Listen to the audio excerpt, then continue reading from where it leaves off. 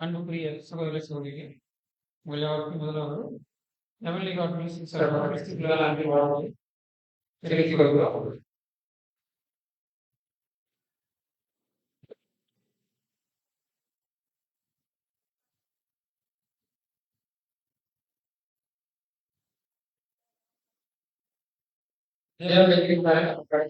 மூன்று வாரம்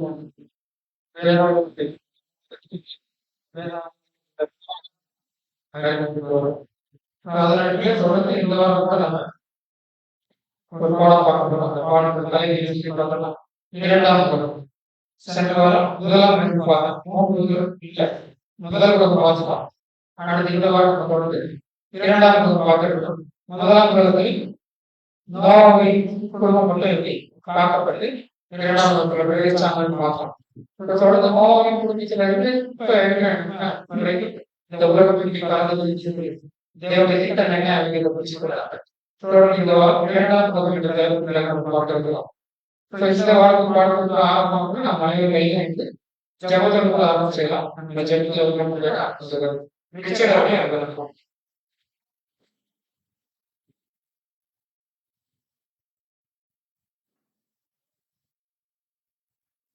ஜபம் செய்வோம். மாதாவின் அன்பும் நிறைவே அன்பின் பிதாவே, அப்பாவுடைய தகப்பனே, அப்பா கடனால் முதல் இந்த நாளை ஒவ்வொரு கண்மணி போல பாதுகாத்து பராமரித்து குறிப்பாக இந்த நேரத்தில் கூட உங்களை ஒவ்வொரு கூட்டி சேர்த்து இதோ சத்திய வார்த்தைகளை நான் கேட்பதற்காக தெரிவு செய்தேன் தகப்பனே. இதோ சத்தியத்தரையும் சத்திய உங்களை விடுதலை சொன்னீங்க. அதே போல ஒவ்வொருவரையும் உலகத்திலிருந்து பிரித்து எடுத்து இதோ தகப்பனே, மேலுமாக எங்களுடைய தேவைகளை அறிவியல் தகப்பனே, உங்களுடைய பிரச்சாரங்களை அதிகமாக தந்தமையோட கெஞ்சும் நடையும் தகப்பனே, உங்களுடைய குற்றங்களை நடத்தி மனித சுமையோட கெஞ்சும் நடை தகப்பனே. வாழ்க்கைகள் கூட சத்தியத்தை நாங்கள் கேட்க தகப்பனே, உலகத்தில் கூட நான் தகப்பனே பேசக்கூடிய தாசையும் பார்க்க தகப்பனே. மேலும் தகப்பனே சிந்தனைகள் செயல்கள் அனைத்தையும் பார்க்க தகப்பனே. எங்கள் சிந்தனைகளை சிதறவிடாதபடிக்கு, எங்கள் சாத்தானுக்கு மாம்சத்துக்கு துன்பம் கொடுக்காதபடிக்கு, அறிந்து உள்வாங்கி அதை ஒருதாரமாய் மறுதாக்கி விடாதபடிக்கு இந்த ஒருவர்களை நாங்கள் நிறுத்தி மற்றவர்களுக்கும் நாங்கள் கண்ட கேட்ட சத்தியத்தை நாங்கள் மற்றவர்களுக்கும் எடுத்துரைப்பவர்களாக உண்மையாக வைரங்களும் வாசிகளும் போட்டதிலே கூட தகப்பனே. இது குறிப்பாக கடைசி காலத்தில் வாழப்படுகிற நாங்கள் உங்களுடைய சத்தியங்களை நாங்கள் உணர்ந்து எங்கள் இருக்கிற தாழ்வை நாங்கள் நல்ல முறையில் கொடுக்க இப்படியாக இந்த மன்னர்கள்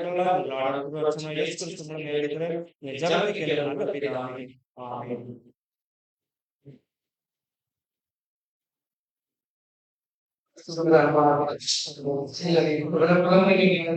சண்டே கிளாஸ் பண்ணிக்கலாம்.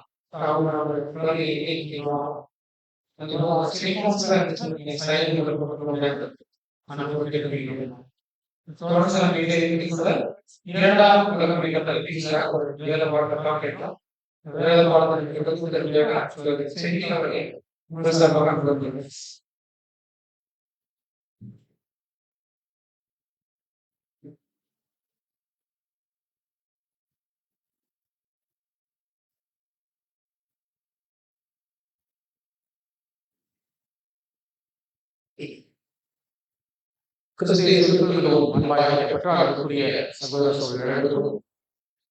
நம் ஆண்டவராகிய இயேசு கிறிஸ்துவின் மூலமாக உங்கள் அனைவருக்கும் அன்பின் வாழ்த்துக்களை தெரிவித்துக் கொள்கிறோம். சகோதர சகோதரிகளே,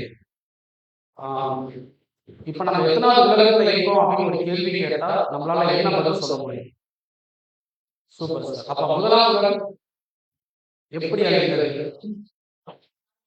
பரவாயில்ல, நீங்க சப்போர்ட் பண்ணீங்கன்னா கரெக்டா ஒரு மணி நேரம் சப்ஜெக்ட் முடிச்சிடலாம். ரொம்ப அற்புதமான பதில். நம்ம 3 உலகங்கள் இருக்குது. அப்ப முதலாம் உலகம் எது, இரண்டாம் உலகம் எது, மூன்றாம் உலகம் எது அப்படின்னு நம்ம பார்த்தோம். அப்ப முதலாம் உலகம் என்ன அப்படின்னா எதிலிருந்து எது வரைக்கும் அப்படின்னு பார்த்தோம். ஆதாம்ல இருந்து ஆரம்பிச்சு நோவா ஜலப்பிரளயம் வரைக்கும், சரிங்களா? அது வரைக்கும் முதலாம் உலகம். முதலாம் உலகம் அழிவதற்கு காரணம் என்ன? யார் பாவம் செய்தார்? ஓகே, சூப்பரான. அப்ப என்ன பண்ணிட்டாரு அப்படின்னா தேவனுடைய கோப ஆக்கினைக்கு என்ன ஆயிட்டாங்க அப்படின்னா அந்த ராட்சசர்கள் பெருகிட்டாங்க. அப்போ என்ன பண்ணிட்டாங்கன்னா மிகப்பெரிய ஒரு பாவம் பெருகிடுச்சு. அதனால என்ன பண்றாரு அப்படின்னா தேவன் முதலாம் உலகத்தை அழிக்கிறார். அவர் கையில இருக்க கருவி என்ன அழிக்கணும்னு முடிவு பண்ணிட்டார். ஏதோ ஒரு விஷயத்தை கையில இருந்தாலும் அழிக்க முடியும். எதை கையில இருக்கா? ஜலப்பிரளயம். சூப்பர். அப்போ எல்லா ஜலங்களும் அழியணும் அப்படிங்கிறதுக்காக ஜலப்பிரளயத்தை கையில எடுத்தார். எடுத்தார். ஓகே, எல்லா ஜனங்களும் அழிச்சாங்களா? எத்தனை பேர்? 8 பேர். யார்? நோவா. Super star. 8 பேர் மட்டும் காக்கப்பட்டுட்டு இப்ப எத்தனாவது உலகத்துக்கு வந்துட்டாங்க? இப்ப நம்ம எத்தனாவது உலகத்துல இருக்கோம்? ஓகே, இப்பயும் பாவங்கள் பெருகுதா இல்லையா? அதே தேவன் கோபப்படுவாரா? அப்ப ஜலப்பிரளயம் வருமா?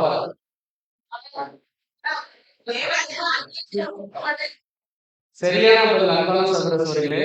அதாவது என்னன்னா ஜலப்பிரளயம் வராது. ஏன் அப்படின்னா தேவன் நோவா சொல்லிட்டார், உன்னோட காலத்திலேயே இந்த மிகப்பெரிய வெள்ளம் முடிஞ்சிருச்சு, இனிமேல் வராது. அதற்கு அடையாளமா நான் வானவில்லை வைக்கிறேன்னு சொல்லிட்டாரு. இப்ப நீங்க பார்க்க மாட்டீங்களா வானவில்? இது தேவன் நோவா பேசிட்டாரு. இப்போ பாருங்க அன்பான சகோதரர்களே, வெள்ளம் சாதாரண வெள்ளம் அன்பான சகோதரர்களே, அவ்வளவு பெரிய மழை. பாருங்க 40 நாள் தாம மழை இருக்கு. இன்னைக்கு பெஞ்ச மழை கிடையாது. இன்னைக்கு பேர மழை 10 நாளே பார்த்தோம்னா என்னாச்சு? காலம் உங்க வீட்டுக்குள்ள தண்ணி வந்துருக்கு. எவ்வளவு கைட்டா இருக்கு, வீட்டுக்குள்ள தண்ணி வந்துருக்கு. 40 நாள் உதாரண மழை. சரி, ஓகே. அப்போ இன்னொரு என்ன இருக்கு அப்படின்னு பார்த்தோம்னா 3ஆம் உலகம். சரிங்களா? மொத்தம் 3 உலகம். அப்ப 1ஆம் உலகம் எதிர்த்து வரைக்கும் பார்த்தோம், 2ஆம் உலகம் நோவாவுக்கு நம்ம வரைக்கும் பார்த்தோம், இப்ப இருக்க காலப்படி. அப்ப 3ஆம் உலகம் ஒரு உலகம் இருக்குதாமா? இந்த 3ஆம் உலகம் எது? எதிர்பார்ப்பு கொலையான ஆண்டவர் அவருடைய உலகம். அது அடுத்தவாறு பார்க்கலாம். இன்னும் அற்புதமாக அவர் வந்தாலே எப்படி இருக்கும்? இப்ப இருக்க ஆட்சி அப்ப இருக்குமா? அது எல்லாரும் ஒரு கேள்விக்குரிய உங்க மனசுல வச்சுக்கோங்க. அதுக்கு முன்னாடி எப்ப கிடைக்கும்? இன்னும் ஒரு வாரத்தை வெயிட் பண்ணுங்க. அப்போ 3 உலகம் இருக்கு அப்படின்னு நம்ம பார்த்தோம். அப்போ 1ஆம் உலகம் எதனால அழிஞ்சிச்சு அப்படின்னு பார்த்தோம்னா ஆதாம் யுத்தம். ஆதாம் என்ன பண்றாரு? மிகப்பெரிய ஒரு பாவம் பண்ணிட்டார். அதுக்கப்புறம் என்னாச்சு அப்படின்னு பார்த்தோம்னா ராட்சச சந்ததிகள் வந்துட்டாங்க. தேவனுக்கு பிரியமில்லாத சந்ததிகள் வந்தாங்க. என்ன பண்றாரு? அழிச்சாரு. அதுக்கப்புறம் ஒரு குடும்பம் காக்கப்பட்டு அவங்க எங்க வராங்க அப்படின்னு பார்த்தோம்னா 2ஆம் உலகத்துக்குள்ள வராங்க. அன்பான சகோதரர்களே, நம்ம கேட்கிற வசனங்கள் 17ஆம் தேதி அந்நாளிலே மகா ஆழத்தின் ஊற்றுக்கண்கள் திறந்து மிகப்பெரிய வெள்ளம் நோவாவோட எந்த வயசுல வந்துருக்குங்க? 6ஆம் வயசுல வந்துருக்குது. அதுக்கப்புறம் அடுத்த வருஷம் படிங்க சார். அவளுக்கு 60 வயதான வருஷத்தில் முதலாம் தேதியிலே பூமிக்கு இருந்த ஜலம் வற்றி போயிற்று. நோவா பேழையின் ஏற்றத்தை எடுத்து பார்த்தால் பூமிக்கு மேல் ஜலம் இல்லாத இருந்தது. 2ஆம் மாதம் 27ஆம் தேதியிலே பூமிக்கு ஆயிரத்தி. இப்ப நீங்க தான் பதில் சொல்ல போறீங்க. இதுல வந்து மிகப்பெரிய ஒரு கால்குலேஷன் இருக்குது. சரிங்களா? கண்டுபிடிச்சாங்க சிஸ்டர், கை தூக்குறாங்க. ஓகே, அப்ப நோவா காலத்துல மழை வந்துருச்சு. 6ஆவது வயசுல மழை வந்துருச்சு, வெள்ளம் வந்துருச்சு. அப்ப அந்த வெள்ளம் எப்ப வடிச்சு? ஒரு வருஷமா? 1 வருஷம் 10 நாட்கள். இது எல்லாம் பாருங்க, தெளிவா பைபிள்ல இருக்கு பாருங்க. 1 வருஷம் 10 நாள் வரைக்கும் ஃபுல்லா தண்ணி இருந்துச்சுன்னா, நீங்க நல்லா வசனம் படிச்சீங்கன்னா அன்பான சகோதரர்களே, 5ஆவது அதிகாரம் 6ஆவது அதிகாரம் ஆதியாகமத்துல நீங்க படிச்சீங்கன்னா மலைக்கு மேல 15 அடி உயர்ந்த மலை இருக்கும். வசனமே உயர்ந்த மலை, மலைக்கு மேல 15 அடி. அந்த அளவுக்கு வெள்ளம் இருக்கு அப்படின்னா, தண்ணி இருக்குன்னா அது வந்து 1 வருஷம் 10 நாள் வரைக்கும் அந்த தண்ணி இருக்கு அப்படின்னா நீங்க யோசிச்சு பாருங்க. நோவா எதுக்கு மேல நடந்துருப்பாரு?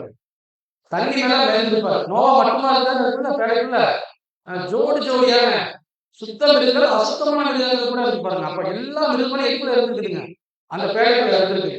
எப்படி சொல்லி பேச்சு கேட்கணும்? நீங்க யோசிச்சு பாருங்க. சிங்கம் இருக்குன்னா மத்த எல்லா அனிமல்ஸும் விட்டுருக்குமா சிங்கம்? பாருங்க. அப்போ கீழ்படுத்திருக்காங்கன்னா யாரும் கீழ்படுத்தி உள்ள வந்திருக்கிறாங்க. அவர் படைச்ச படைப்புகள் எல்லாமே அதுக்குள்ள நமக்கு ஒரு பாடமா இருக்கு. அன்பான சகோதரர்களே, விலங்குகள் ஜோடி ஜோடியா இருக்கு. ஒரு மாடு 2 மாடு, மாடுனா 2 மாடு, குதிரைனா 2 குதிரை. அன்பான சகோதரர்களே, எல்லாம் ஜோடி ஜோடியா இருந்திருக்கு. அவர் அழகா 2ஆம் உலகத்துல கால் எடுத்து வைக்கிறப்ப தேவன் அவருக்கு வந்து மிகப்பெரிய ஒரு உடன்படிக்கை பண்றார் அவர்கிட்ட. பாருங்க. அப்போ எவ்வளவு ஒரு விஷயம் ஒரு கொஞ்சம் இமேஜின் பண்ணி பார்த்தா நமக்கு எப்படி இருக்கும்? 2ஆம் உலகத்துல யாருமே இல்ல, இந்த ஃபேமிலி மட்டும் வந்தாங்கன்னா எப்படி இருக்கும்?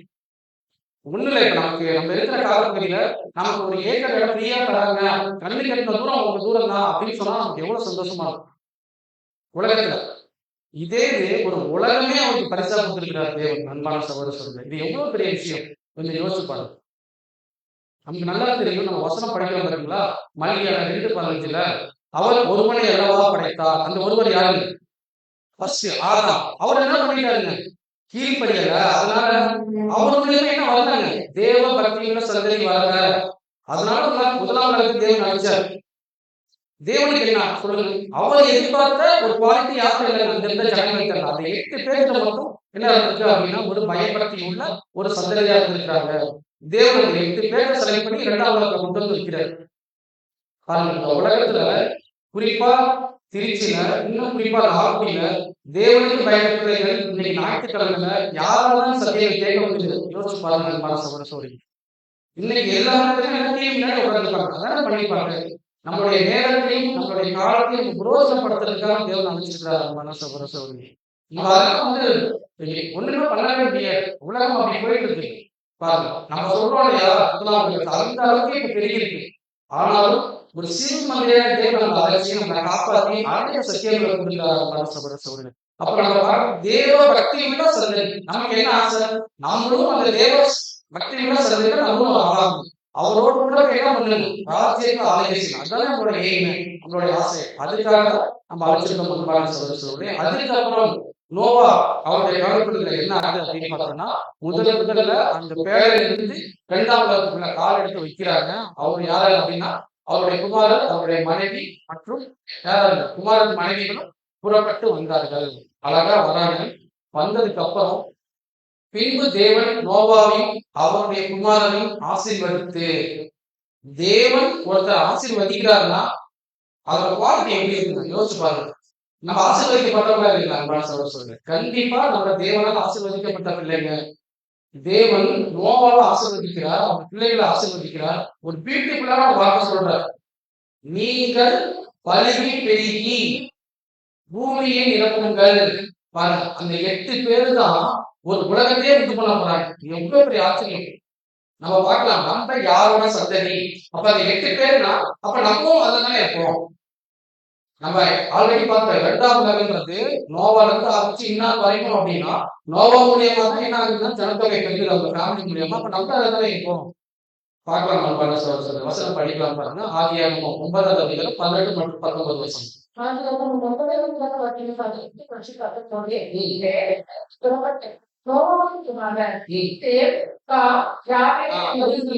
நல்லா தெரியும் இல்லையா? நோவாவோட பிள்ளைங்க சேம், காம், யாப்பேத்து 3 பிள்ளைங்க, அவரோட பிள்ளைங்க.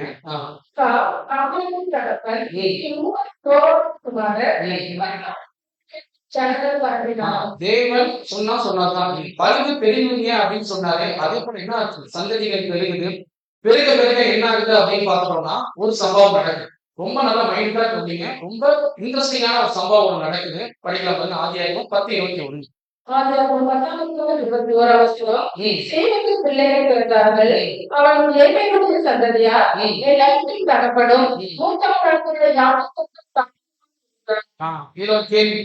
இதுல யார் வசனம் எப்படின்னா ஆராய்ச்சி படிக்கணும் சொல்றீங்க. இந்த யார்?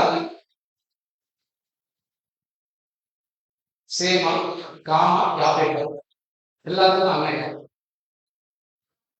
யாப்பேத்துக்கு தம்பி தான் யாரு? சேம் அப்படின்னா இந்த யாருக்கும் அண்ணன். யாப்பேத் பாருங்களா, யாப்பேத் தான் அண்ணன். சரிங்களா? இப்போ ஒரு சம்பவம் நடக்குது. Same, com, யாப்பேத். காம் இருக்கா பாத்தீங்களா? காம் என்ன பண்றாரு அப்படின்னு பாக்குறோம்னா, அவங்க அப்பா 2ஆம் உலகத்துக்கு வந்துட்டாரு. யாரு? நோவா வந்துட்டாரு. நோவா ஃபர்ஸ்ட் நிலத்தை உழுது பயிரிட்ட விவசாயம். ஏதோ அவங்க சாப்பிடணும்னா பயிரிட்டு இல்லையா? Super sir. திராட்சை அவங்க என்ன பண்றாங்கன்னா தோட்டமா அமைச்சு அதுல என்ன பண்றாங்க அப்படின்னா அறுவடை பண்ணுவாங்க இல்லையா? அறுவடை பண்ண திராட்சை கனிய நோவா என்ன பண்றாரு அப்படின்னு பாக்குறோம்னா எடுத்து குடிக்கிறாரு. எடுத்து குடிச்சோட என்ன ஆச்சு அப்படின்னா, முதலாம் உலகத்துல அவன் குடிச்சது வேற, குடிச்சது அது சாப்பிட்டது வேற. 2ஆம் உலகத்துல சாப்பிடறப்ப அது என்ன ஆயிடுச்சு அப்படின்னா, ஸ்பிரிட் கலந்தனால அது என்ன ஆயிடுச்சுன்னு, அது குடித்தன்மை வந்தாங்க. அது ஆல்கஹால் ஆகி அவர் என்ன ஆயிட்டாரு அப்படின்னு பாத்தீங்கன்னா வெறித்தவனாய் கிடக்கிறாரு நோவா. ஒரு சம்பவம் நடந்திருப்பாரு. தேவன் எல்லாரும் டெஸ்ட் வைப்பாங்க. 8 பேருக்கு ஒரு டெஸ்ட் பாருங்க. அப்ப காம் என்ன பண்றாரு அப்படின்னு பார்த்தோம்னா என்ன பண்றாரு, அவர் தகப்பனுடைய நிறுவனத்தை பார்த்துட்டாரு.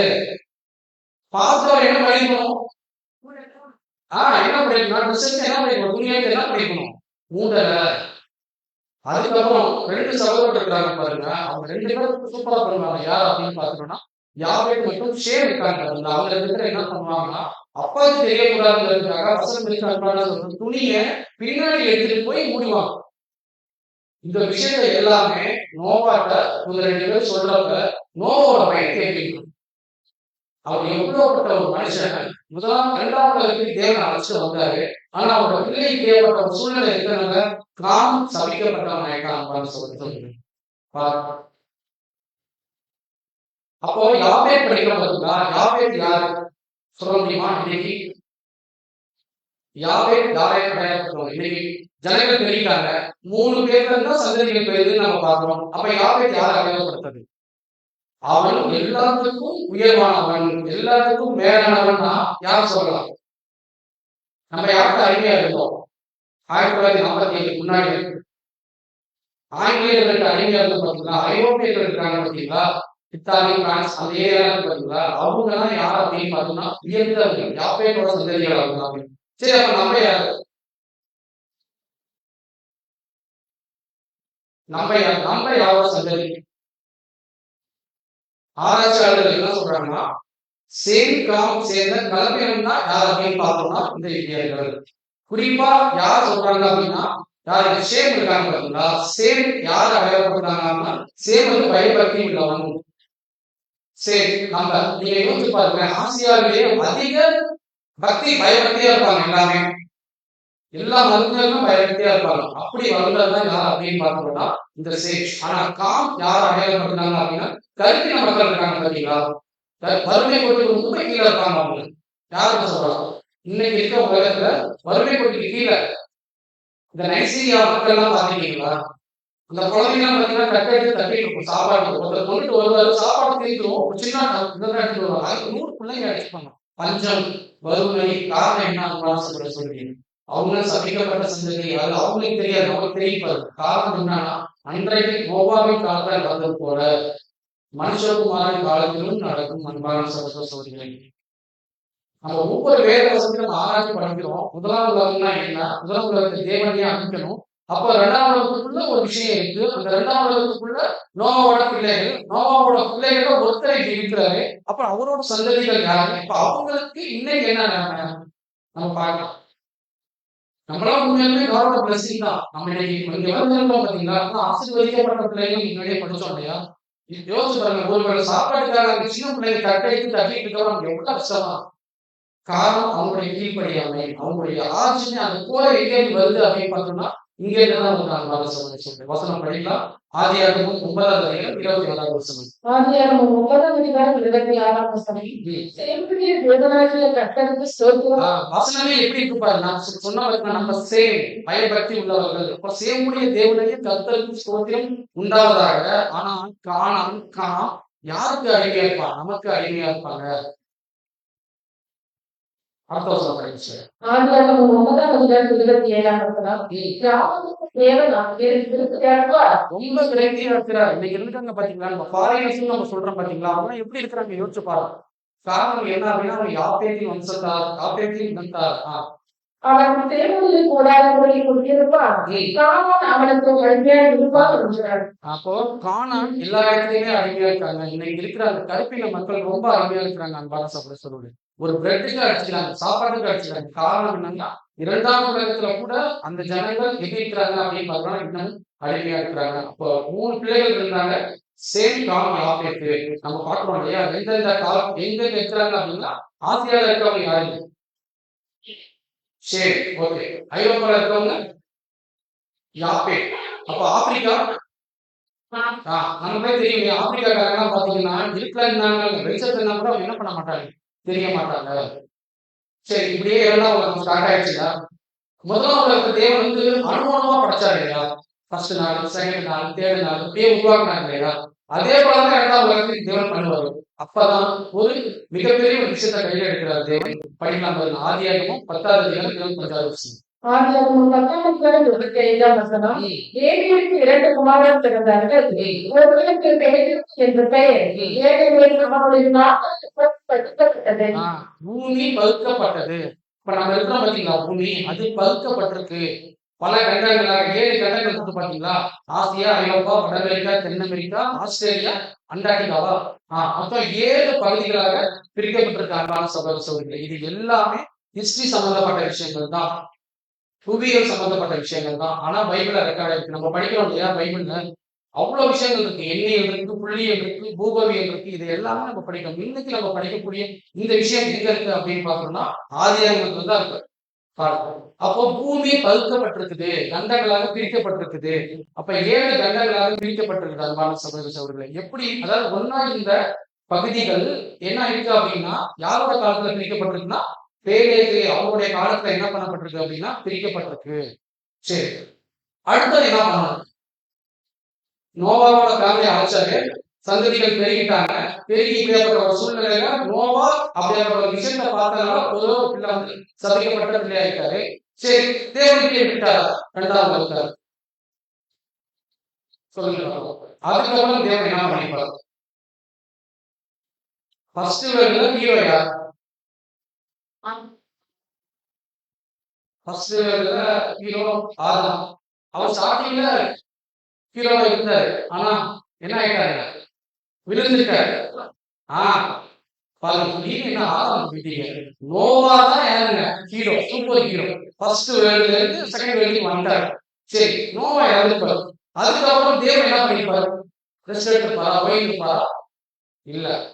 தேவன் என்ன பண்றாரு அப்படின்னா இந்த பூமியில யாரு எனக்கு தேவ பக்தியோட சந்ததியா இருக்கிறாங்க, தேவ பிள்ளையா இருக்கிறாங்கன்னு சொல்லிட்டு அவருடைய கண் இந்த பூமியில உலாவும்.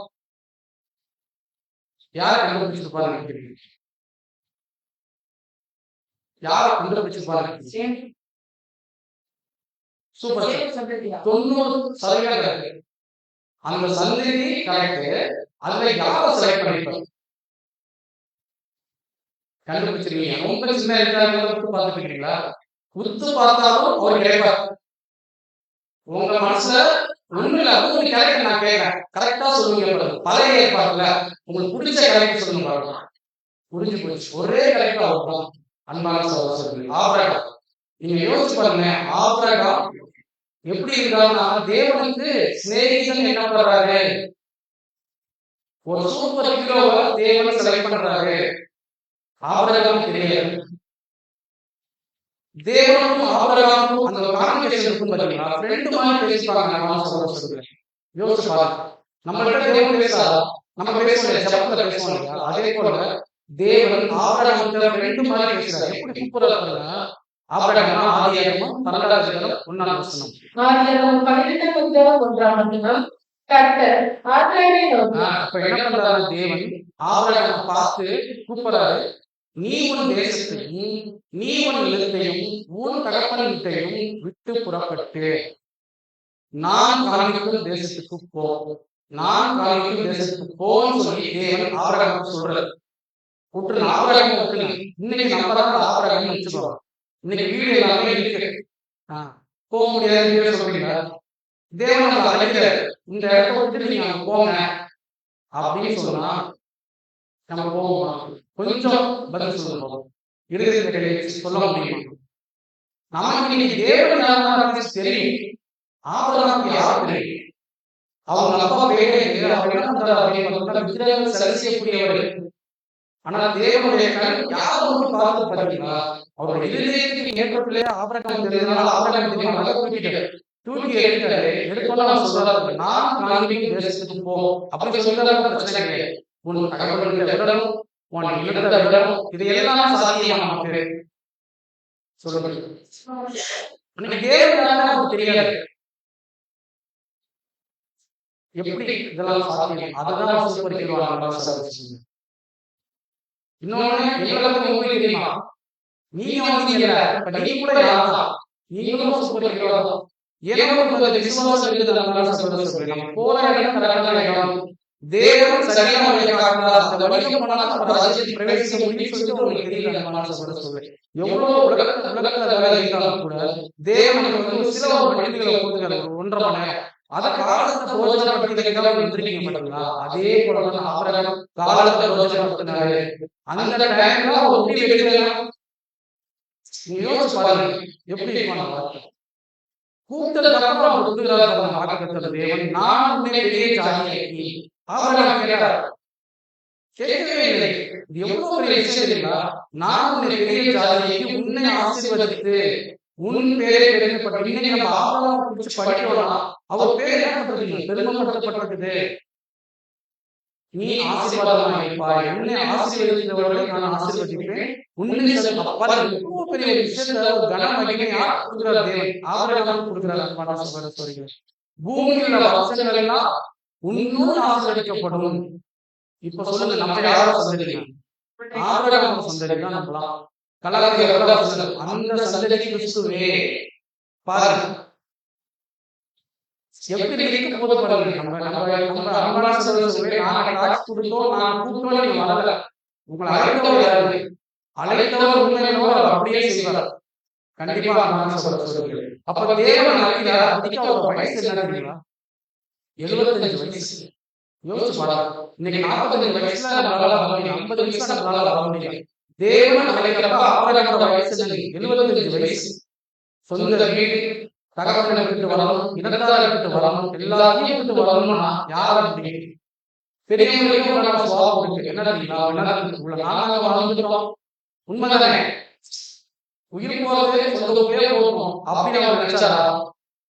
வராது.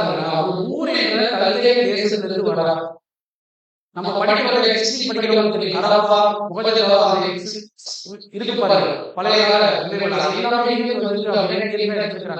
ஆபிரகாம் தேவன் அழைச்ச ஊர் பேர் என்னங்க? ஊர் பேரே ஊர், கல்லையே தேசத்தில் உள்ள ஊர். ஊர் பேரே ஊர். அங்கே இருந்து அவர் வந்து எங்க வராரு அப்படின்னா கானானுக்கு வராரு. அதோட கிலோமீட்டர் எத்தனை கிலோமீட்டர் அப்படின்னு சொல்றாங்க அப்படின்னா 955 மைல்கள். குறிப்பிட்ட வட்டாரத்தை சொல்லுங்க. இங்க இருந்து சென்னை எத்தனை கிலோமீட்டர்? 320 கிலோமீட்டர், 350 மைல், 3 மடங்கு. நீங்க யோசிச்சு பாருங்க எவ்வளவு தூரம். ஆந்திராலாம் தாண்டி போகுமா? அப்பெல்லாம் வந்து என்ன நட வேண்டாம், ஒட்டகம் கழுதை இதுதான் இருக்கும். நம்மளால போக முடியுமா? சொல்லுங்க. நான் தேவன் ஒரு அழைக்கிற உண்மையோட நான் தோல்வியை நினைக்கிறேன். நீங்க நடந்து வாங்கி சொன்னா போயிருக்கீங்க. நான் தோல்வியே தானே வேளாண் இங்கே போக போயிருக்கீங்க. இங்க போயிருங்க சென்னைக்கு. இதே 950 கிலோமீட்டர் மறுபடியும் அவர் எப்போ வரலான்னு சொல்லுங்க. அப்ப போயிடலாம் அப்படின்னு சொல்லுவோம். காரணம் சொல்லுவோம். அப்ப 950 கிலோமீட்டர் ஆபிரகாம் போறாரு, டிராவல் பண்ணி போறாரு. எங்க போறாரு? ஊர்ல ஒரு கல்லைய தேசத்துல இருந்து எங்க போற கானான் போறாரு. எதுக்காக போறாரோ அவருக்குமே தெரியல. ஆனா தேவன் அழைக்கிறார். 75 வயசுல அவர் சொல்றாரு. என்ன சொல்றாரு அப்படின்னா, உனக்கு என்ன பண்றாரா? வானத்து நட்சத்திரங்களை போலவும் கடற்கரை மணலை போலவும் உனக்கு உன்னுடைய சந்ததியை பெருக பண்றேன் அப்படின்னு சொல்றாரு. 75 வருஷம் முடிஞ்சு அதுக்கப்புறம் எத்தனை வருஷம் ஆகுது அப்படின்னா 25 வருஷத்துல, அதாவது ஆபிரகாம் 100 வயசா இருக்கிறப்ப ஒரு சம்பவம் நடக்குது. என்னன்னா தேவன் என்ன பண்றாரு அப்படின்னு பார்த்தோம்னா 3 புருஷர்களை வந்து அனுமதிக்கிறார். எங்க போறாங்க அப்படின்னு பார்த்தோம்னா ஏன்னா எல்லாருக்கும் டெஸ்ட் தான். டெஸ்ட் இல்லாம என்ன பண்ண முடியாது, பாஸ் பண்ண முடியாது. இப்போ ஒரு டெஸ்ட் வச்சாங்க, ஆபிரகாம் டெஸ்ட் வைக்கணும்ல. அதாவது உத்தமமான இன்னார்கள் விளக்கும்படி நம்ம சோதிச்சு பார்த்தாலே நமக்கு தெரியும். ஆமா, எக்ஸாம் எழுதினாலே நம்ம ரிசல்ட் வரும். அதே போலதான் ஆபிரகாமுக்கும் ஒரு டெஸ்ட் வைக்கிறாரு. என்ன அப்படின்னா 3 புருஷர்கள் வராங்க. ஆபிரகாமுக்கு நிறைய டெஸ்ட் வரப்ப என்ன பண்றாங்க அப்படின்னு பார்த்தோம்னா, நீங்க வசனம் படிச்சீங்கன்னா சூப்பரா இருக்கும். 3 புருஷர்கள் வரவேற்கிறதுக்காக காலத்தை இருந்து வர ஆபிரகாம் உழுது என்ன பண்ணுவாரு அப்படின்னா, அதெல்லாம் அடிச்சு எல்லாம் கட்டி நல்லா சாப்பாடு போடுவாங்க. யார் சாப்பாடு செஞ்சிருப்பா? சாரா செஞ்சிருப்பாங்க. ஆபிரகாம் செஞ்சிருக்க மாட்டாங்க. இப்ப இருக்க ஆபிரகாம் செய்வாங்க. ஆபிரகாம் என்ன பண்றாங்க? மனைவிகள் தான் செய்வாங்க சாப்பாடு. சரிங்களா? சாரா என்ன பண்றாங்க அப்படின்னா விருந்து படைச்சு கொடுக்குறாங்க. நல்லா சாப்பிட்டாங்க. சாப்பிட்டதுக்கு என்ன சொல்லிருப்பாங்க? இப்போ வீட்டுக்கு ஒரு 3 பேர் வராங்க. அவங்க வந்து திருப்தியா வயலா போட்டோம். அவங்க என்ன சொல்லணும்? என்ன முடிச்சு வச்சிருப்பாங்க? அதுதான் தேவன் கொடுத்துட்டாரு. வசனம் படிங்க. சூப்பரா இருக்கு இந்த வசனம் படிங்க. ஆதியாகமம் 18ஆம் அதிகாரம் 1 மற்றும் 2 வசனம். ஆதியாகமம் 18ஆம் அதிகாரம் வசனம் 1 மற்றும் 2. கர்த்தர் மகளின் சமபூமியிலே அவனுக்கு தரிசனமானார். அவன் பகலில் சில வேளையில் கூடார வாசலில் உட்கார்ந்து தன் கண்களை ஏறெடுத்து பார்க்கும்போது இதோ புருஷர் அவனுக்கு எதிரே நின்றார்கள். அவனை கண்ட உடனே அவன் கூடார வாசலில் அவன் தலைமட்டம் குனிந்து எவ்வளவு தூரம் குனிந்து பணினா பாத்தீங்கன்னா சாதாரண பணி வசனங்கள் இருக்கிற தரை மட்டும் தலையை போடுறாங்க. அவ்வளவு ஒரு கீழ்ப்படிதல் பாருங்க. அவ்வளவு கீழ்ப்படிந்து அவர் என்ன பண்றாரு அப்படின்னா 3 பேரை வரவேற்கிறாரு. படிச்சு 18:3 படிச்சு. ஆதியாகமம் 18ஆம் அதிகாரம் 3ஆம் வசனம். ஆண்டவரே உம்முடைய கண்களுக்கு எனக்கு திரும்ப கிடைத்ததானால் விட்டு கடந்து போக வேண்டாம். ஆபிரகாம் கெஞ்சுறாரு, உங்க கண்ணுல எனக்கு ஒரு தயவு கிடைச்சுன்னா வந்து நீங்க கடந்து போக வேண்டாம் அப்படின்னு சொல்றாரு. இப்ப ஆபிரகாம் வயசு 100 வயசுல அவங்க வந்து என்ன பண்ண போறாங்க, வாக்குத்தத்தம் பண்ண போறாங்க. இந்த 75 வயசுக்குள்ள அந்த கேப்ல நடக்கக்கூடிய விஷயங்கள் என்ன அப்படின்னா ஒரு முக்கியமான ஒரு விஷயம் நடந்திருக்கு. என்ன அப்படின்னா இவருடைய வேலைக்காரி இருக்காங்க பாத்தீங்களா, யாரு அவங்க வந்து குழந்தை பெற்றுவாங்க. அவங்க பேர் அந்த குழந்தை இஸ்மாயில். அப்போ அந்த வேலைக்காரிக்கும் சாராவுக்கும் என்ன ஆகும் அப்படின்னா ஒரு கான்வர்சேஷன் நடக்கும். சாரா வந்து மனநோயாளிவாங்க, ரொம்ப கஷ்டப்படுவாங்க. ஏன்னா அந்த வேலைக்காரிக்கு ரொம்ப ஹெல்ப் பண்றதுனால ரொம்ப கஷ்டப்படுவாங்க. இதை யார் பார்ப்பாங்க? ஆபரணம் பார்ப்பாரு. ஆனா அவங்களே தோணும் இல்லையா, 25 வயசாச்சு எனக்கு என்ன நடந்தது அப்படின்னு இருக்கிறப்பதான் அந்த ஒரு புருஷர் சொல்றதுக்கு முன்னாடி அவங்க அந்த பந்தி விசாரணை நிறைய பண்ணி உபசரிக்கிறாங்க. உபசரிச்சதுக்கு அப்புறம் தான் சொல்றாங்க ஒரு சூப்பரான வசனம். ஆதியாகமம் 18:10. ஆதியாகமம் 18ஆம் அதிகாரம் 10ஆம் வசனம். அப்பொழுது அவர் ஒரு காலகட்டத்தில் நிச்சயமாய் உன்னிடத்திற்கு திரும்ப வந்தேன். அப்பொழுது உன் மனைவி ஆபிரகாம் கெஞ்சுறாரு, விட்டு போயிடாதீங்க, உங்களுடைய கண்ணுக்கு எனக்கு திரும்ப கிடைச்சிருக்கு, ஆனா நீங்க விட்டு போயிடாதீங்கன்னு கெஞ்சுறாரு. அப்ப அதுல ஒருத்தர் சொல்றாரு பாருங்க, ரைட் தான். ஆனா நான் சொல்றேன் அவர் சொல்றாரு. அப்பொழுது அவங்க சொல்றாங்க, மனிதனுக்கு சாராளுக்கு ஒரு குமாரன் இருப்பார் என்றார். சாரா அவருடைய பின்புறமாக கூடார வாசலில் கேட்கும்போது எப்படி இருக்கும் ஆபிரகாம் அந்த 3 புருஷர்கள் ஒருத்தர் இந்த விஷயத்த சொல்றப்ப அவருக்கு எவ்வளவு சந்தோஷமா இருக்குமா, இல்ல அவர் மனசு சந்தோஷமா இருக்கும். ஏன்னா நடக்காத சிரிச்சிருக்க வாய்ப்பு இருக்கா, நகைச்சிருக்காரு. என்ன ஆச்சுன்னா சாராவும் கேட்டு இருக்காங்க. கேட்டு அதாவது என்ன அவங்களுக்கு வாய்ப்பே இல்லையே, வாய்ப்பு கிடைக்கும். அதாவது எப்படி பண்ணலாம் அப்படின்னா அவமதிக்கல அந்த விஷயத்த அவங்களால நம்ப முடியல. அதனாலதான் அவங்க சிரிக்கிறாங்க. ஆதியாகமம் 18:12. ஆதியாகமம் 18ஆம் அதிகாரம் 15ஆம் வசனம். ஆகையால் சாமி தன் இல்லத்திலே நிறைந்து நான் கிளம்பி என் நாட்டகம் முடித்து வைத்துள்ளமா என்று எனக்கு இன்பம் உண்டாயிருக்குமோ என்றார். எனக்கு முதிர் வயதாச்சு, எனக்கு எப்படி குழந்தை பிறக்கும்? இது ஒரு லாஜிக்கலான விஷயம் தானே. சாரா கேட்டிருக்காங்க. அது மட்டும் இல்லாம ஆபிரகாம் சிரிப்புனா சாதாரண சிரிப்பு சிரிக்கல. அவர் என்ன பண்ணிருக்காரு, முகம் கூட சிரிச்சிருக்காரு. அந்த அளவுக்கு அவர் சொல்லிட்ட விஷயம் வந்து அவங்களுக்கு அவ்வளவு இதா இருக்கு. முகம் கூட நகைத்து 100 வயதுக்கு பிள்ளை கிடைக்குமோ. அப்ப அவங்க என்ன சொல்லிட்டாங்க அப்படின்னா உங்களுக்கு ஒரு குமாரன் பிறப்பாங்க அப்படின்னு சொல்லிட்டாங்க. அப்ப 96 வயது சாதாரண பிள்ளை பெறுவாரோ என்றுதான் வெளியே சொல்லிக் கொண்டு எனக்கு வயசு இப்படி ஆயிடுச்சு, குழந்தை பிறக்குமா, 90 வயதான எப்படி குழந்தை பிறக்குமா அப்படின்னு அவங்களுக்குள்ள இருந்துச்சு. அதுக்கப்புறம் தான் என்ன ஆகுது அப்படின்னு பார்த்தோம்னா ஆதியாகமம் 21:2 மற்றும் 3. ஆதியாகமம் 21ஆம் அதிகாரம் 2 மற்றும் 3. குறிப்படையாய் இருக்கையில் சாரா பருவத்துக்காக தேவன் குறிப்பிட்ட காலத்திலே உங்களுக்கு ஒரு குமாரனை பெற்றார். சூப்பரான விஷயம் நடந்துச்சு. தேவன் சொன்னாரு 75 வயசுல அவர் அழைச்சார், நான் கானானுக்கு தேசத்துக்கு போக பெரிய ஜாதியாக சொன்னார். அப்போதைக்கு ஆபிரகாம் புரியல, போயிட்டாரு. ஆனா 100 வயதுல கரெக்டா என்ன ஆகுதுங்க, அவருக்கு குழந்தை பிறக்குது.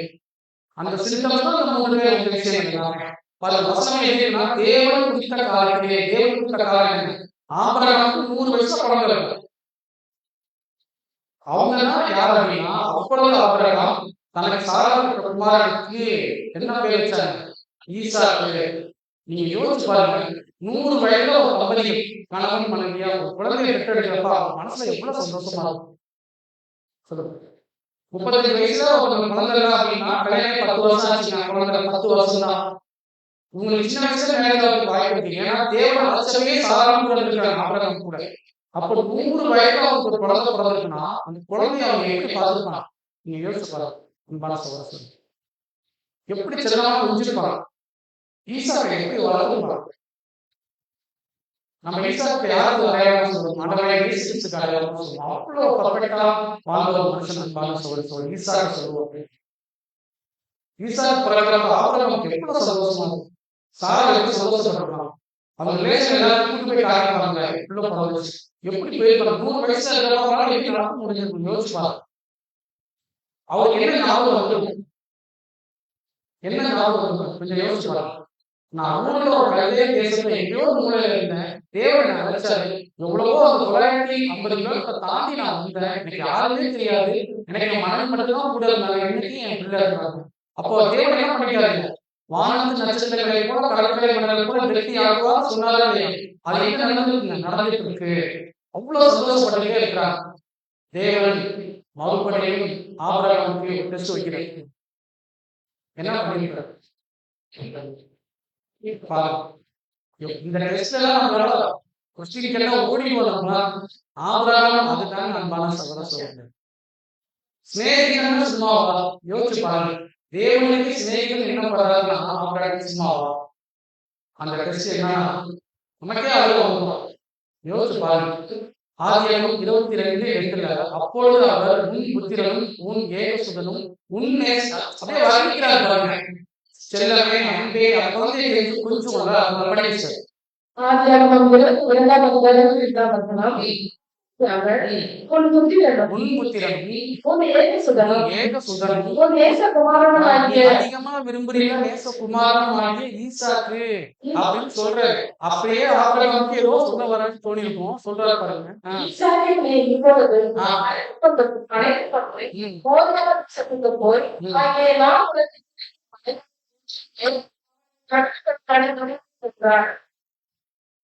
சொல்லு.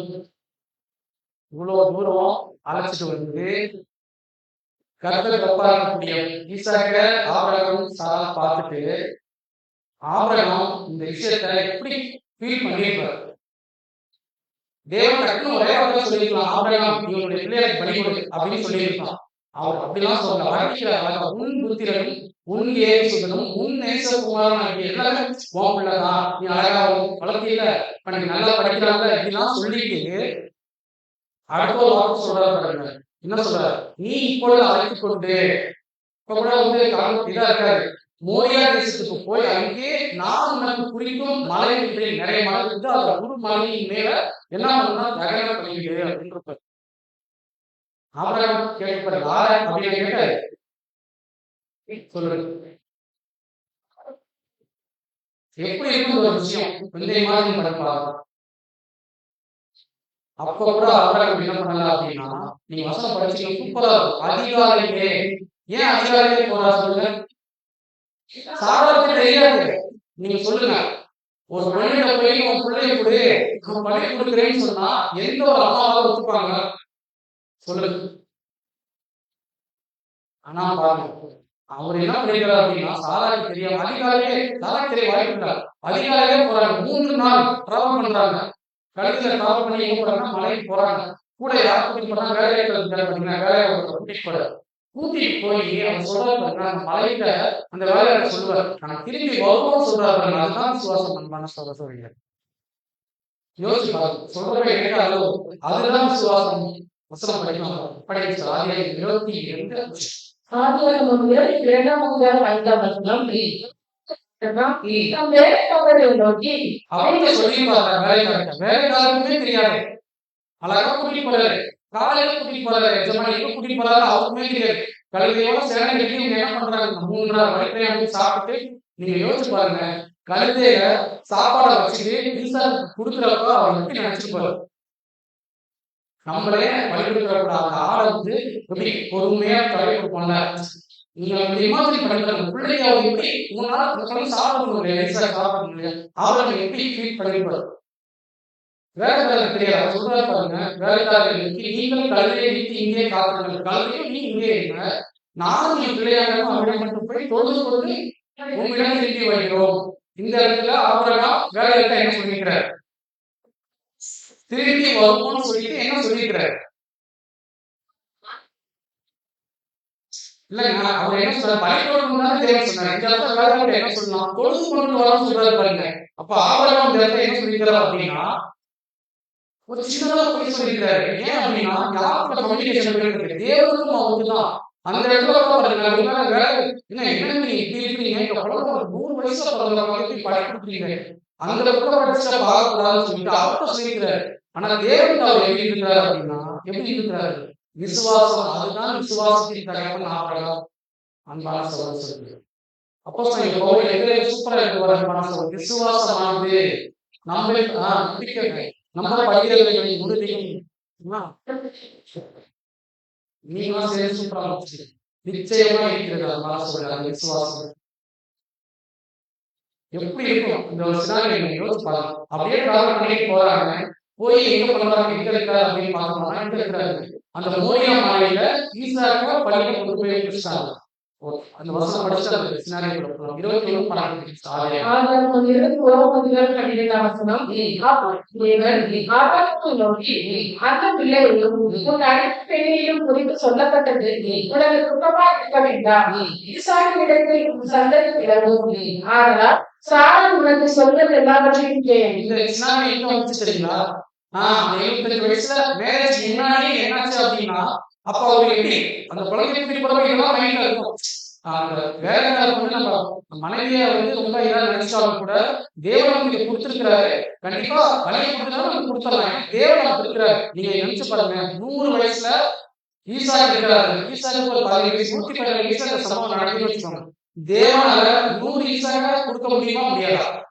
கண்டிப்பா முடியுமா? 100 வயசு கொடுத்தாலும் 200 வயசு கூட கொடுப்பாரு தேவன், 500 வயசு கூட கொடுப்பாரு. தேவனால காரியம் இருக்காரு சொல்லுங்க. அதுதான் அந்த விசுவாசம் தான் ஆபிரகாம் சொல்லிச்சாரு, ஈசாக்கினிடத்து உன் சந்ததி விளங்கும். அப்ப என்ன ஆயிடுச்சு அப்படின்னா, மோரியாமலை கொண்டு போய் நிற்கிறாரு, நிப்பாட்டி வச்சுக்கிறாரு, கொண்டு போய் நிப்பாட்டி வச்சுக்கிறாரு. இப்போ வேலைக்காரர் கலந்து வெயிட் பண்ணிட்டே இருப்பாங்க, எஜமான் எப்ப வருவாங்க, எஜமான் எப்ப வருவாங்க.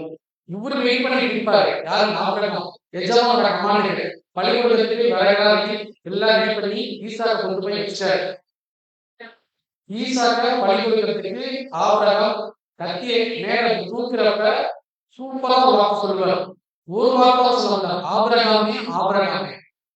நான் சொல்றது ஸ்லோவா சொல்லிட்டு சொல்லியிருப்பாரு அந்த வார்த்தை, ஆபிரகாமே ஆபிரகாம். அவரு என்ன பண்ணுவாரு, உன்னை சோதிச்சு பார்த்தேன், என்ன பண்ணிட்டாரு, அந்த டெஸ்ட்ல பாஸ் பண்ணிட்டாரு.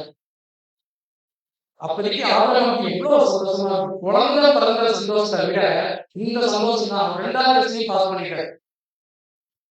பாருங்க, நம்ம வாசனை படிச்சாரு. எபிரேயர் 11:17-18. எபிரேயர் 11:17-18. மேலும் விசுவாசத்தினாலே ஆபிரகாம் தாம் சோதிக்கப்பட்ட போது ஈசாக்கை பலியாக ஒப்புக்கொடுக்க. இவன் என்ன ஆயிடுச்சு அப்படின்னா, பலியாக கொடுத்துட்டாரு.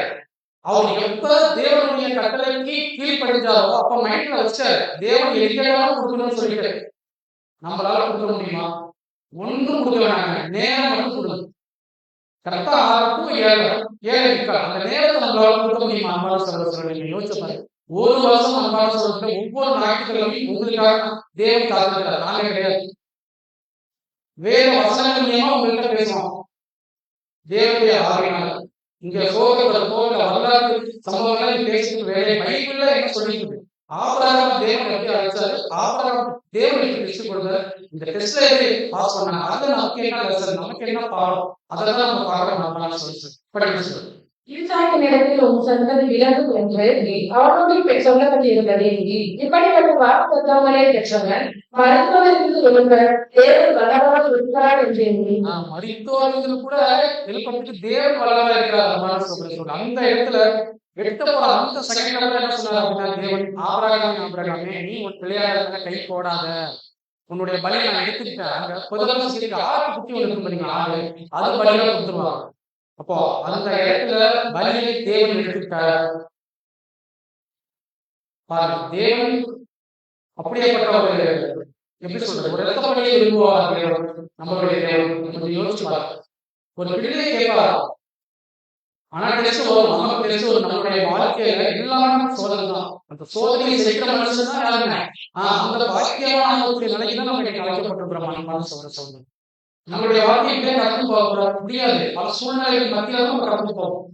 உற்றார் உறவினர் சுற்றார் எல்லாருமே நம்ம தவிர்ப்பாங்க. ஒரு காலகட்டத்துல எல்லாரும் நம்மளுக்கு எதிரியாவாங்க. ஆனா அந்த காலகட்டத்துல தேவன் நம்மோடு இருக்கிறார். அதான் விஷயம். தேவன் நம்மோடு இருக்கிறார். இந்த பக்தி யார்கிட்ட இல்லை அப்படின்னு பார்க்கிறோம். யார்கிட்ட இல்லை? முதலாம் உலகத்துல ஆதாரோட எல்லாமே. இன்னைக்கு நம்ம ஆதாம் சந்ததி சொல்ல முடியுமா? ஆதாமும் சந்ததி பாவத்துக்குள்ள போயிட்டாங்க. நம்ம ஆபிரகாமின் சந்ததி நம்ம சொல்றோம் அப்படின்னா நம்ம தான் யார் அப்படின்னா தேவன் விரும்புகிற பிள்ளை, தேவ பக்தி உள்ள பிள்ளை. அதுக்காக தான் தேவன் நம்ம அமைச்சுக்கிறார். வேறு பிரிச்சு நம்ம பார்க்கணும். முதலாம் உலகம்னா என்ன, அது ஏன் ஒரு அழிப்புள்ள போச்சு? அப்ப தேவன் விரும்புகிற சந்ததி முதலாம் உலகம் இல்லையா இருக்கு. யார் அப்படின்னா நோவாவோட ஃபேமிலி. அப்ப நோவாவோட ஃபேமிலி மட்டும் கரெக்டா வாழ்ந்துட்டு இருக்காங்கன்னு அங்கேயும் ஒரு டெஸ்ட். அதுல ஒருத்தர் வந்து ஒரு கீழ்ப்படியாத போறாரு. அப்போ மறுபடியும் யாரும் தேவன் பார்க்கறாரு அப்படின்னா இந்த பூலோகத்துல அவருடைய கண் விரிச்சு பார்க்குது. தேவனுக்கு பிடிச்ச ஒரு பிள்ளை இருக்கிறாரு ஆபிரகாம். ஆபிரகாம் இருக்கிறாரு. அவருடைய 75 வயசுல ஒருத்தர் சொல்றாரு, உனக்கு 100 வயசுல குழந்தை பிறப்புன்னு சொல்றாரு. சொன்னபடியே நடக்குது. அந்த பிள்ளையவே பள்ளியை கேட்கிறாரு. அதை கூட மனம் வந்து என்ன பண்றாரு? அதுதான் விசுவாசத்தை தகப்பன் ஆபிரகாம் அன்பான சொல்ற படிக்கலாம். ஆதியாகமம் 22:16-17. ஆதியாகமம் 22ஆம் அதிகாரம் 16 மற்றும் 17. நீ உன் புத்திரன் என்றும் உன் ஏகசுதன் என்றும் பாராமல் அவனை ஒப்புப்படுத்தி இந்த காரியங்கள் செய்தபடியா அவனுக்கு ஒரு பிளஸிங் கொடுக்கணும்ல. 3 நாள் காவல், பிள்ளைகள் அவ்வளவு பாசம், ஏகசுதன், வேற என்ன சொன்னாங்க? ஒரே குமார், செல்ல பிள்ளை, எல்லாத்தையும் சொல்ற தேவன். அப்ப பிளஸிங் எல்லாம் கொடுக்கணும்ல. அவர் கொடுத்த பிளஸிங்க தான் இன்னமும் வாழ்ந்துட்டு இருக்கோம். அவர் சொல்றாரு, நான் உன்னை ஆசீர்வதிக்கவே ஆசீர்வதித்தேன். இது எப்படி நீமா இருக்கும்? பிடிச்சாலே இப்படி இப்ப சொல்லுவோம், கொடுக்குறோம் பாத்தீங்களா, நீ வச்சுக்கோ, வேணாம் சொல்லுவோம், வச்சுக்கோன்னு சொல்றோம். அது மாதிரி சொல்றாரு தேவன், நான் உன்னை ஆசீர்வதிக்கவே ஆசீர்வதித்து உன் சந்ததியை வானத்து நட்சத்திரங்களை போடணும். நீங்க வேணா நீங்க ட்ரை பண்ணி பாருங்க. மழை வேணா நட்சத்திரங்களை பாருங்க, எண்ணிட்டு பாருங்க. அப்பதான் அவர் சொல்றேன், என்ன முடியுங்களா? வானத்து நட்சத்திரங்களை போடவும் கடற்கரை மணலை போடவும். சும்மா கையில மண் அழகு அது பிரிச்சு பிரிச்சு வச்சு நீங்க எண்ணி பாருங்க, முடியவே முடியாது. சொல்றேன், பெருக பண்ணுவேன் என்றும் உன் சந்ததியா தங்கள் சத்துருக்களின் வாசல்களை சுதந்திரித்துக் கொள்வார்கள் என்றும். இப்ப ஆபிரகாம் குறித்த மிகப்பெரிய ஒரு ஆசீர்வாதம் என்ன அப்படின்னா வானத்து நட்சத்திரம், கடற்கரை மணல்.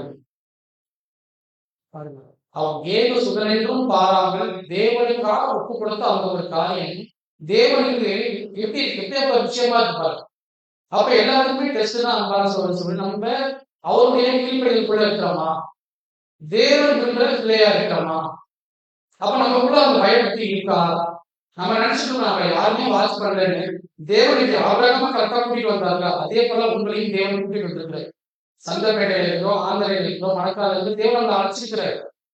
அவங்க போன தூரம் வந்து 950 கிலோமீட்டர் போனார். அப்ப 2 கிலோமீட்டர் 3 கிலோமீட்டர் இருந்து வரும். அவரோட சக்தி அவசரத்தை கேட்கறதுக்காக அந்த சொல்லி கேட்க நம்ம இன்னும் அதிகமாக வளரணும் அப்படின்னா ஆபிரகாமை கூட நம்ம கூட என்ன இருக்கணும்? ஃபர்ஸ்ட் விசுவாசம். சூப்பர் சார், விசுவாசம். நம்ம போற இடம் கரெக்டான இடம். யாரும் உங்களை டைவர்ட் பண்ணாலும் வசனம் என்கிட்ட பேசுது, தேவன் வசனம் மூலமா என்கிட்ட பேசுறான்ற ஒரு விசுவாசம் நமக்கு இருக்கணும். எவ்வளவோ பாடல்கள் வரும். நீங்க கிளம்புவீங்க, அப்பதான் சொந்தக்காரங்க வருவாங்க. நீங்க கிளம்புவீங்க, அப்பதான் உங்களுக்கு பத்திரிகைக்கு வருவாங்க. நீங்க கிளம்புவீங்க, அப்பதான் மாறும். மழை புயல் இடி எது வந்தாலும் இங்க நடந்துதான் சார். உண்மையான இங்க எல்லாருமே ஒரு டெடிகேஷனான ஒரு வாழ்க்கையில தான் நம்ம வாழ்ந்துட்டு இருக்கிறோம். ஏதாவது ஒரு தேவனுக்காக நம்ம கொடுத்துதானே ஆகணும். நேரத்தை மட்டும் கொடுப்போம். அன்பான சொல்லுங்க, நேரம் பொன்னுன்றதுதான் பொன்னான விஷயத்தை தேவனுக்காக நம்ம பயன்படுத்துவோம். வசனம் படிக்கலாம். ஆதியாகமம் 22:18. ஆதியாகமம் 22ஆம் அதிகாரம் 18ஆம் வசனம். நீ என் சொல்லுக்கு கீழ்ப்படிந்தபடியினால் உன் சந்ததிக்குள் பூமியில் உள்ள சகல ஜாதிகளும் ஆசீர்வதிக்கப்படும் என்று என் பேரில் ஆணையிட்டேன் என்று கர்த்தர் சொல்லுகிறார் என்றான். தேவன் யார் பேரையே ஆணையிடுறாரா? என் பேரில். அவரே வந்து என்ன பண்றாரு அப்படின்னா ஆபிரகாம் சொல்றாரு, நீ என் சொல்லுக்கு கீழ்ப்படுகிறதுனால் என்ன சொன்னாலும் கேட்காரு. அந்த போன் சொன்னாரு, போனாரு. பழிபுடன் சொன்னாரு, பழி கொடுத்தாரு. உன் சந்ததிகள் பூமியில சகல ஜாதிகளும் ஆசீர்வாதம். ஆபிரகாமின் சந்ததி தான் நம்ம. நம்மளும் ஆசீர்வதிக்கப்படுறோம்னா நமக்கு தகப்பன் யாருங்க? ஆபிரகாம். இதாவே தேவன் தான். ஆனா என்னன்னா இந்த இடத்துல ஒரு கருவியா பயன்படுத்திக்கிறாங்க. ஒரு ரோல் மாடல் வேணும் இல்லையா? பழைய ஏற்பாட்டில் இருக்கக்கூடிய கேரக்டர்ஸ் எல்லாமே நமக்கு ஒரு பாடம். அன்பான சொல்றேன், ஒரே ஒரு கேள்வி. பழைய ஏற்பாட்டுல சரி பைபிள்ல பாசிட்டிவ் கேரக்டர் நிறைய இருக்கா, நெகட்டிவ் கேரக்டர்ஸ் நிறைய இருக்கா? நிறைய நெகட்டிவ் கேரக்டர்ஸ் தான் நிறைய இருக்கும். நீங்க ஒண்ணுல நீங்க நாயகங்களை கூட விட்டுருங்க. ராஜாக்கள் நீங்க போய் படிச்சு பாருங்க.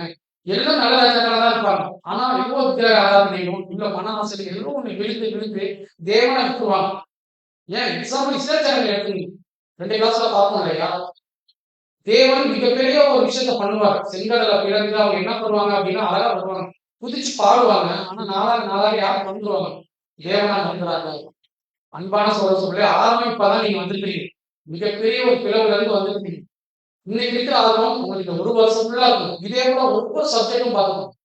ஏன் அப்படின்னா நம்மளும் எந்த இடத்துல நிற்கிறோம்னா, யார் போல ஆபிரகாமை போல அவர் கத்தி எடுக்கிறப்ப ஆபிரகாம் தேவன் என்ன சொன்னார்? ஆபிரகாமே நிற்பாங்க, பிள்ளையாடத்துல கையை போடாது, அவனுடைய வேலையை நான் எடுத்துட்டேன். நம்ம கூட சீப பையன் நம்ம நேரத்தை விட்டு கொடுக்குறோம். அன்பான சொல்றது ஒரு எளிமையான பாடம் தான். 2ஆம் உலகத்துல ஒரே ஒரு பாட்டு மட்டும்தான் இன்னைக்கு பார்த்துக்கிறோம். அது என்ன அப்படின்னு பார்த்துட்டோம் அப்படின்னா, ஒரே ஒரு சூப்பர் கேரக்டர் யார் அப்படின்னா ஆபிரகாம் நமக்கு என்ன லெசன்? 2ஆம் உலகத்துல மிகப்பெரிய ஒரு கேரக்டர் யாருன்னா ஆபிரகாம் வந்து நமக்கு என்ன லெசன் அப்படின்னு நம்ம பார்த்தோம். சரிங்களா? சரி, இப்படியே முடிஞ்சுமா? ஆபிரகாம் வந்து எங்களை யாருமே கேரக்டர் காட்டலையா பழைய பாடல? யாரு? இருக்காரு அவரோட பையன் ஈசாக்கு, யாக்கோபு, யோசேப்பு, மோசே, தானியேல், எசேக்கியேல், அவ்வளவு பேர் இருக்காங்க. எல்லாம் யாருக்காக வாழ்ந்துருக்கிறாங்க? அன்பான சொல்லுங்க. நம்மளுடைய வாழ்க்கைய ஒரு ரோல் அவங்க வந்து கண்ணாடி மாதிரி நம்ம போய் நின்னோன்னு அவங்கதான் தெரியும். இயேசு கிறிஸ்து இருப்பாரு, ஓகே. ஆனா இவங்க ஒரு கருவி. நீங்க போய் பார்க்கறப்ப ஆபிரகாம் கூட நீங்க நினைச்சு பாருங்க, தேவன் எதுக்காக நான் கொடுத்துருவேன் அப்படின்னு மட்டும் நீங்க சொல்லி பாருங்க. நான் கொடுத்துலாம் பண்ண மாட்டேன்னு சொல்லுங்க. சொல்ல முடியுமா? யோசிச்சு பாருங்க. நம்மளால கண்டிப்பா முடியாது. அதுக்கு நம்ம ட்ரை பண்ணலாம். தேவன் நம்மள்ட்ட கேட்க மாட்டார். ஆபிரகாம் கேட்க மாதிரி நம்மள்ட்ட கேட்க மாட்டார். கவலைப்படாது. அவர் நம்மள்ட்ட கேட்கறது சீக்கிரம் கேட்க மாட்டார். நேரத்தை மட்டும்தான் கேட்பாரு. நேரம் மட்டும் கொடுக்கலாம் இல்லையா? சொல்லுங்க. எவ்வளவோ சூழ்நிலை வந்தாலும் நேரத்தை விட்டு கொடுத்துட்டு வரலாம் இல்லையா? அதை மட்டும் நம்ம விட்டு கொடுத்துட்டு அன்பான சொல்லுங்க, ஒவ்வொரு வாரம் ஞாயிற்றுக்கிழமையும் கரெக்டா நீங்க வந்து நீங்க சீக்கிரம் ஆரம்பிச்சாலும் இந்த ஒரு சின்ன பாடம் தான். இனிமேல் வரக்கூடிய பாடங்கள் எல்லாமே மேக்சிமம் பதில் சொல்லிட்டாரு. 1 மணி நேரத்துல முடிச்சிருக்கேன். ஏன்னா நான் டிராவல் பண்ணணும் எல்லாருமே. அதனால 1 மணி நேரத்துக்குள்ளதான் இருக்கும். 1 மணி நேரம் 1.5 மணி நேரத்துக்குள்ளதான் இருக்கும். அப்ப இன்றைய நாளுக்குள்ள நம்ம பார்த்த 2ஆம் இடத்துல முதல் பாடம், அதுல ஹீரோ யார் அப்படின்னா ஆபிரகாம். இப்ப அடுத்த வாரம் நம்ம என்ன பார்க்க போறோம்னா 2ஆம் இடத்துல 2ஆம் பாகம் மற்றும் 3ஆம் உலகம் சேர்த்து பார்க்கலாம். சின்ன படம் தான். அப்படி நம்ம ஒவ்வொரு பாடத்தையும் கேட்கறதா நீங்க யோசிச்சு பாருங்க. இந்த வருஷம் முடியறப்ப நீங்க சொல்லக்கூடிய ஒரே வார்த்தை என்ன தெரியுங்களா? தேவன் இருக்காரு, எனக்கு வேற எதுவுமே வேணும்னு சொல்லுவீங்க. அன்பான சொல்ல அப்படியாப்பட்ட நிலைக்கு தேவன் நம்மளை உயர்த்துவதற்கு தேவனால வழிநடத்துவாங்க. ஆமாம்.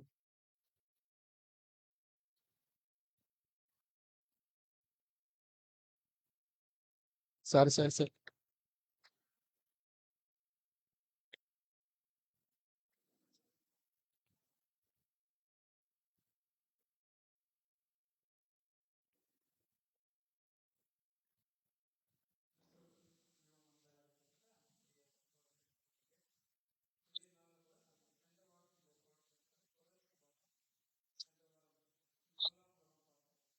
முதலாம் தேவன் இருக்கிறார்.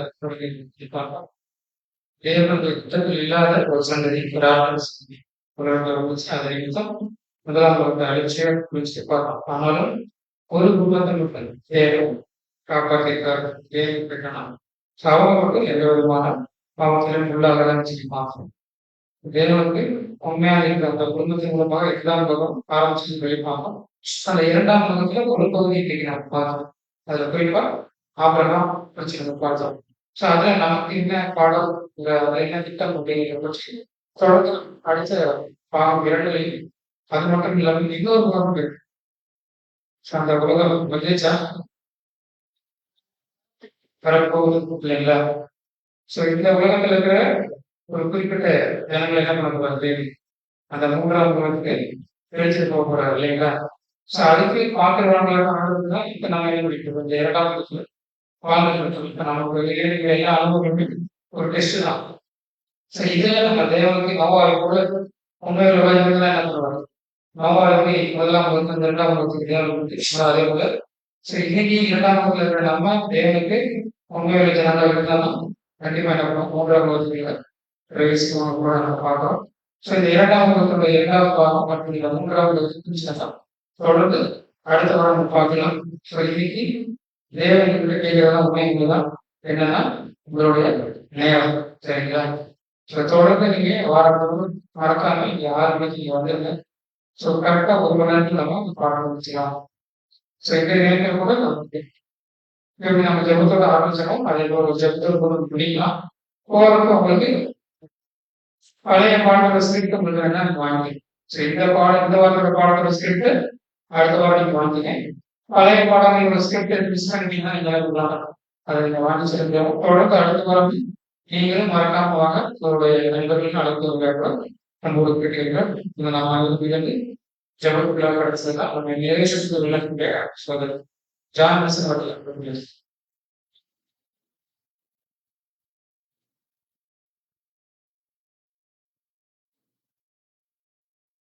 ஜெபம் சொல்றார். கர்த்தாவே நீரே வல்லமையும் சத்தியமும் ஜீவனுமாய்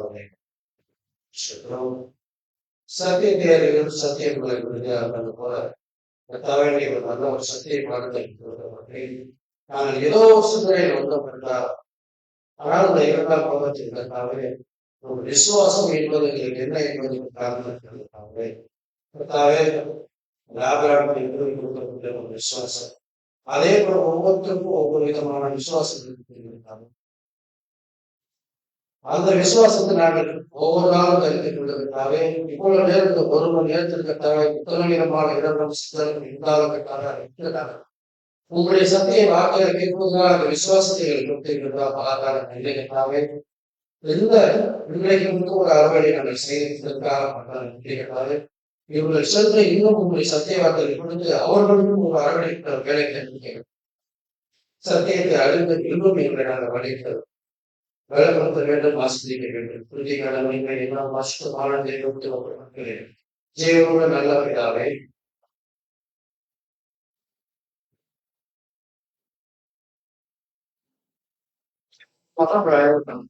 Family practices are planning on the